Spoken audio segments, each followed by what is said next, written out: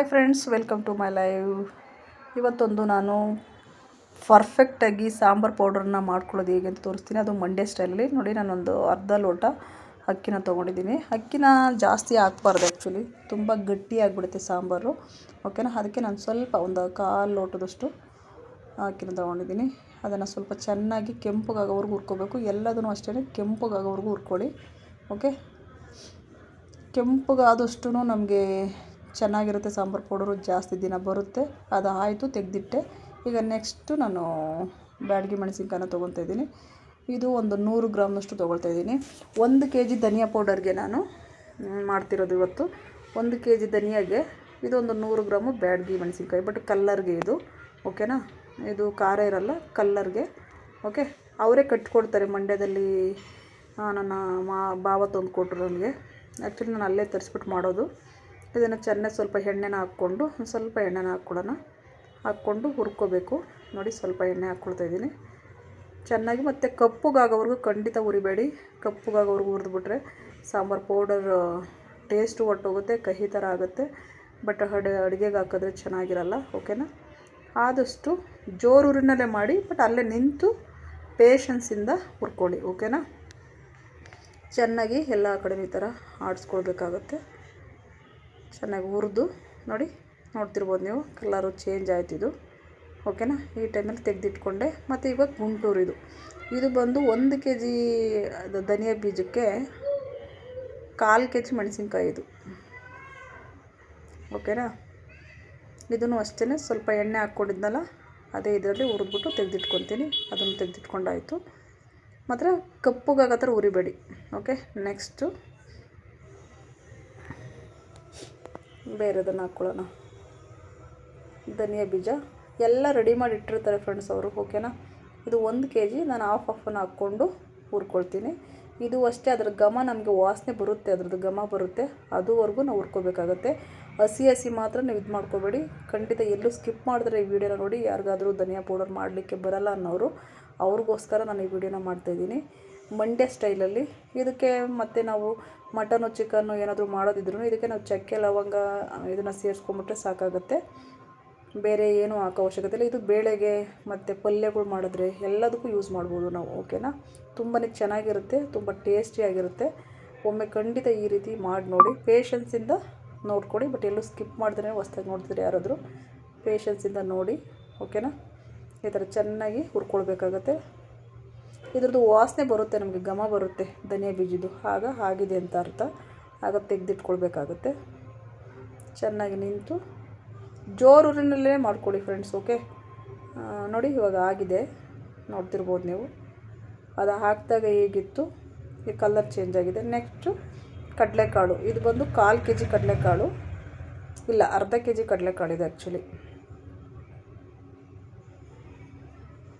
ಇಲ್ಲ, ಅರ್ಧ kg ಮೆಣಸಿನ್ಕಾಯಿನೇ ನೀವು ತೊಗೊಳ್ಳಿ. ಏಕೆಂದರೆ 1 kg ಧನಿಯಾ ಆಗಿರೋದ್ರಿಂದ ಇದು ಅರ್ಧ kgನೇ ಮೆಣಸಿನ್ಕಾಯಿ ಅನಿಸುತ್ತೆ. ನನಗೆ ಅಂದಾಜು ಗೊತ್ತಾಗಲಿಲ್ಲ. ನೋಡಿ, ಇವಾಗ ಕಲರ್ ಎಷ್ಟು ಚೇಂಜ್ ಆಯಿತು ನೋಡಿ. ಅದು ಸ್ವಲ್ಪ ಬಿಟ್ಕೊಳ್ಳುತ್ತೆ, ಅದುವರೆಗೂ ನೀವು ಹುರ್ಕೋಬೇಕಾಗುತ್ತೆ ಕಡಲೆಕಾಳನ್ನು. ಇದು ಅರ್ಧ kg ಕಡಲೆಕಾಳು. ಓಕೆ,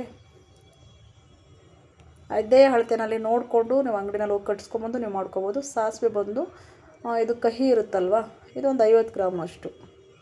ಇದೂ ಅಷ್ಟೇ. ಇವಾಗ ಕಪ್ಪುಗಿದೆ ನೋಡಿ, ನಾವು ಉರಿತಾ ಅದು ಬೆಳ್ಳಗೆ ಕಲರ್ ಚೇಂಜ್ ಆಗುತ್ತೆ, ಚಟಪಟ ಅಂತ ಸಿಡಿಯುತ್ತೆ. ಇದು ಸಿಡಿಯೋದಕ್ಕೆ ಸ್ಟಾರ್ಟ್ ಆದ ತಕ್ಷಣವೇ ತೆಗೆದುಬಿಡ್ಬೇಕಾಗತ್ತೆ. ಸೀಸ್ಬೇಡಿ, ಅಂದರೆ ಕಪ್ಪುಗೆ ಮಾಡ್ಕೊಳ್ಬೇಡಿ. ನೀವು ಯಾವುದೂ ಕಪ್ಪುಗೆ ಮಾಡ್ಕೊಬೇಡಿ, ಅಲ್ಲೇ ಪೇಷನ್ಸಿಂದ ನಿಂತ್ಕೊಂಡು ಹುರ್ಕೊಳ್ಬೇಕಾಗತ್ತೆ. ಓಕೆನಾ? ತುಂಬ ಚೆನ್ನಾಗಿರುತ್ತೆ, ತುಂಬ ಟೇಸ್ಟಿಯಾಗಿರುತ್ತೆ. ನಾವು ಸುಮ್ಮನೆ ಹೊರಗಡೆ ತಂದರೆ ಏನೇನು ಮಿಕ್ಸ್ ಮಾಡಿರ್ತಾರೆ ಸಾಂಬಾರು ಪೌಡ್ರನ್ನ, ದುಡ್ಡು ಕೊಟ್ಟರೆ ಖಂಡಿತ ಸಿಗುತ್ತೆ. ಆದರೆ ಅದು ಹೈಜೆನಿಕ್ ಆಗಿರುತ್ತೆ ಅಂತ ಗೊತ್ತಿಲ್ಲ. ಬಟ್ ಮನೆಯಲ್ಲೇ ಮಾಡಿಕೊಂಡ್ರೆ ನಾವೆಲ್ಲದಕ್ಕೂ ಪಲ್ಯಕ್ಕೆ ಹಾಕ್ಬೋದು, ಎಲ್ಲದಕ್ಕೂ ಯೂಸ್ ಮಾಡ್ಬೋದು. ಇದು ಮಟನು ಚಿಕನ್ಗೆ ನಾನು ಸಪ್ರೇಟ್ ಮಾಡ್ಕೊಳ್ಳಲ್ಲ. ಬೇಕಾದಾಗ ನಾನು ಚಕ್ಕೆ ಲವಂಗ ಮತ್ತು ಮೆಣಸು ಎಕ್ಸ್ಟ್ರಾ ಹಾಕ್ಕೊಂಡು ನಾನು ರುಬ್ಕೊಳ್ತೇನೆ. ಸೂಪರಾಗಿರುತ್ತೆ. ಓಕೆನಾ? ಅದಕ್ಕೋಸ್ಕರ ಸಪ್ರೇಟ್ ನಾನು ಮಾಡಲ್ಲ. ಸಪ್ರೇಟ್ ನಾನು ಒಂದು ಬಾರಿ ಮಾಡಿದ್ರೂ ತೋರಿಸ್ತೀನಿ ನಾನು ನಿಮಗೆ. ಬಟ್ ಚಕ್ಕೆ ಲವಂಗನೇ ಆ್ಯಡ್ ಮಾಡಬೇಕಾಗತ್ತೆ ಅಷ್ಟೇ, ಗರಂ ಮಸಾಲೆಗಳ್ನ. ಇವಾಗ ನೋಡ್ತಿರ್ಬೋದು ಕಲರ್ ಚೇಂಜ್ ಆಯಿತು. ಇದು ಇವಾಗ ಆಲ್ಮೋಸ್ಟ್ ಆಯಿತು.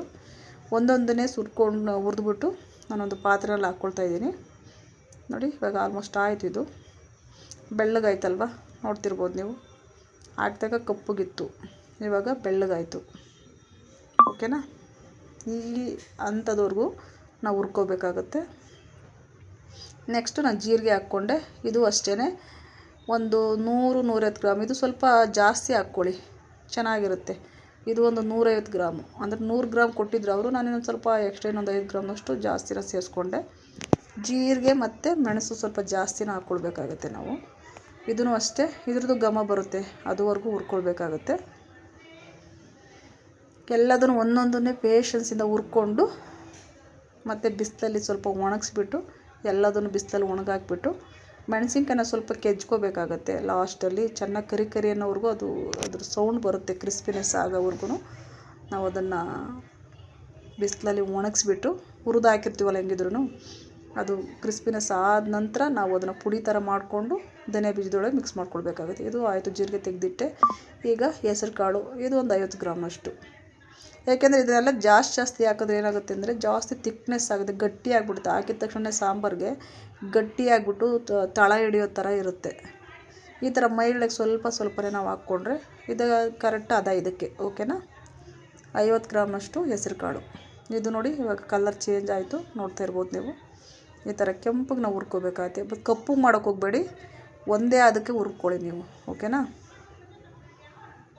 ಆಯಿತು ನೋಡಿ, ಆಯಿತು.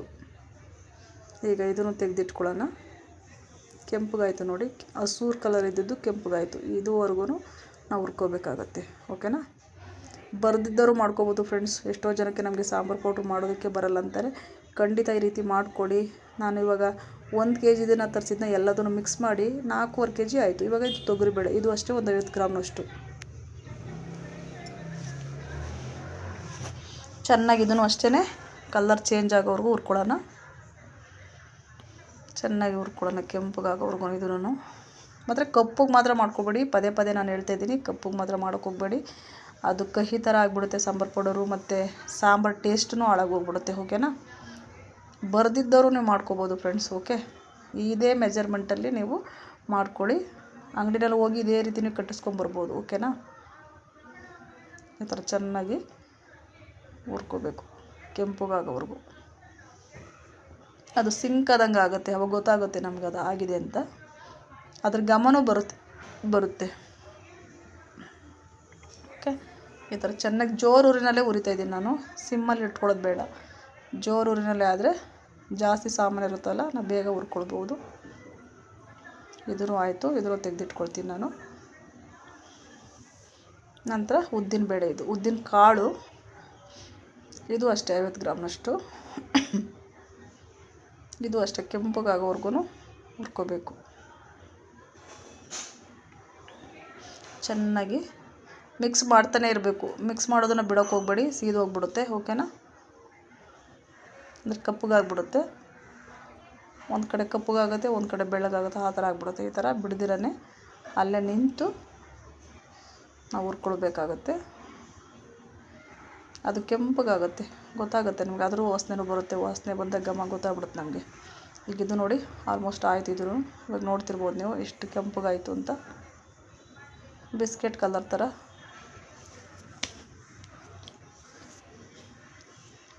ಆಯಿತು. ಇದು ತೆಗೆದಿಟ್ಕೊಳ್ಳೋಣ. ಮತ್ತು ಮೆಣಸು, ಇದು ಅಷ್ಟೇ ಒಂದು 50 ಗ್ರಾಮು. ನಾನು ಇನ್ನೊಂದು ಸ್ವಲ್ಪ ಸೇರಿಸ್ಕೊಂಡೆ, ಒಂದು 75 ಗ್ರಾಮ್ನಷ್ಟು. ಇದನ್ನು ಅಷ್ಟೇ ಚೆನ್ನಾಗಿ ಹುರ್ಕೊಳ್ಳೋಣ. ಮೆಣಸು ಜೀರಿಗೆನ ಸ್ವಲ್ಪ ಜಾಸ್ತಿನೇ ಹಾಕ್ಕೊಳ್ಳಿ. ಓಕೆನಾ? ಈ ಥರ ಚೆನ್ನಾಗಿ ಇದನ್ನು ಹುರ್ಕೊಳ್ಳಿ. ಇದ್ರ ಘಮ ಬರ್ತಾ ಇರುತ್ತೆ ಫ್ರೆಂಡ್ಸ್, ನಿಮಗೆ ಗೊತ್ತಾಗ್ಬಿಡುತ್ತೆ. ಹೇಗೆ ಗೊತ್ತಾಗುತ್ತೆ ಅಂದು ಕೇಳ್ಬೋದು ನೀವು. ಅದ್ರ ಘಮ ಬಂದುಬಿಡುತ್ತೆ, ನಮಗೆ ಗೊತ್ತಾಗ್ಬಿಡುತ್ತೆ ನಮಗೆ. ಓಕೆನಾ? ಆಯಿತು, ಅದನ್ನು ತೆಗೆದಿಟ್ಕೊಂಡೆ. ಮೆಂತ್ಯ, ಇದು ಜಾಸ್ತಿ ಹಾಕೋಕೋಬಿಡಿ, ಕಹಿ ಆಗ್ಬಿಡುತ್ತೆ. ಇದೊಂದು 25 ಗ್ರಾಮ್ನಷ್ಟು. ಓಕೆನಾ? 1 kgಗೆ 25 ಗ್ರಾಮ್ನಷ್ಟು ಹಾಕಿ. ಇದು ಅಷ್ಟೇ ಕಲರ್ ಚೇಂಜ್ ಆಗುತ್ತೆ, ಬೆಳ್ಳಗಾಗುತ್ತೆ. ಇದು ಉರಿತಾ ಆ ರೀತಿ ನಾವು ರೆಡಿ ಮಾಡ್ಕೋಬೇಕಾಗತ್ತೆ, ಹುರ್ಕೋಬೇಕಾಗತ್ತೆ. ಈ ಥರ ಚೆನ್ನಾಗಿ ಅಲ್ಲೇ ನಿಂತು ಪೇಷನ್ಸಿಂದ ಹುರ್ಕೊಳ್ಳಿ.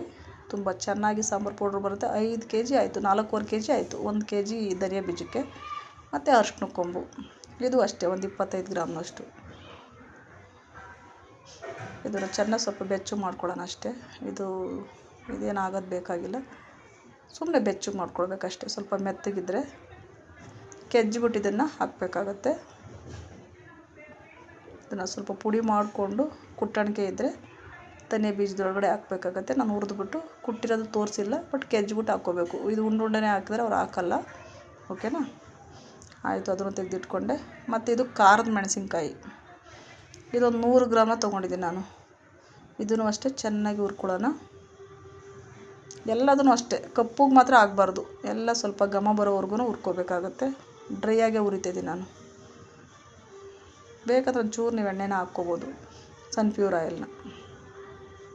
ಖಾರಕ್ಕೆ ನಮಗೆ ಎಕ್ಸ್ಟ್ರಾ ನಾವು ಖಾರ ಹಾಕೋದು ಬೇಡ ಅಂದರೆ ಈ ಥರ ಖಾರದ ಮೆಣಸಿನ್ಕಾಯಿನ ತಂದು ಹಾಕ್ಕೋಬೋದು. 1 kg ಧನಿಯಾ ಬೀಜಕ್ಕೆ ಅರ್ಧ kg ಗುಂಟೂರು ಮೆಣಸಿನ್ಕಾಯಿ, ಬ್ಯಾಡಗಿ ಮೆಣಸಿನ್ಕಾಯಿ 100 ಗ್ರಾಮು, ಮತ್ತು ಖಾರದ ಮೆಣಸಿನ್ಕಾಯಿ 100 ಗ್ರಾಮು. ಈ ಥರ ಚೆನ್ನಾಗಿ ಹುರ್ಕೊಳ್ಬೇಕು. ಅಲ್ಲೇ ನಿಂತ್ಕೊಂಡು ಹುರಿಬೇಕಾಗುತ್ತೆ. ಇದು ಆಲ್ಮೋಸ್ಟ್ ಆಯಿತು, ತೆಗೆದಿಟ್ಕೊಳ್ಳೋಣ. ಕರಿಬೇವಿನ ಸೊಪ್ಪು, ಇದು ಒಂದು 5 ರೂಪಾಯಿಂದ ಒಂದು ಕಟ್ಟು ಕೊಡ್ತಾರಲ್ವ, ಅದನ್ನು ಸ್ವಲ್ಪ ನಾನು ಒಣಗಿಸ್ಬಿಟ್ಟು ಇಟ್ಕೊಂಡಿದ್ದೆ. ಇದನ್ನು ಓವನಲ್ಲಿ ಹಸಿನೇ ಹಾಕಿದ್ರೆ ಇದು ಜಾಸ್ತಿ ಟೈಮ್ ಹಿಡಿಯುತ್ತೆ ಅಂತೇಳ್ಬಿಟ್ಟು ಓವನಲ್ಲಿ ಸ್ವಲ್ಪ ಡ್ರೈ ಆಯಿತು. ಇದೊಂದು 5 ನಿಮಿಷ ಹುರಿದ್ರೆ ರೆಡಿ ಆಗೋಯಿತು. ಧನಿಯಾ ಪೌಡರು ಸಾಮಾನೆಲ್ಲ ರೆಡಿ ಫ್ರೆಂಡ್ಸ್. ಓಕೆ, ಫೈನಲಾಗಿ ಈ ಥರ ಎಲ್ಲ ಮಿಕ್ಸ್ ಮಾಡಿದ್ದೀನಿ ನೋಡಿ. ಈ ಪಾತ್ರೆಯಲ್ಲಿ ಎಲ್ಲದನ್ನು ಹಾಕಿ ಅರಿಶಿನ ಕೆಜ್ಜಿ ಹಾಕಿದ್ದೀನಿ, ಎಲ್ಲ ರೆಡಿ ಆಗೋಯಿತು. ಈ ಮೆಣಸಿನ್ಕಾಯಿ 3 ಮೆಣಸಿನ್ಕಾಯಿನೂ ಹಾಕಿದ್ದೀನಿ. ಈ ವಿಡಿಯೋ ನಿಮಗೆ ಇಷ್ಟ ಆಯಿತು ಅಂದ್ಕೊತೀನಿ. Thank you so much. Bye bye, take care.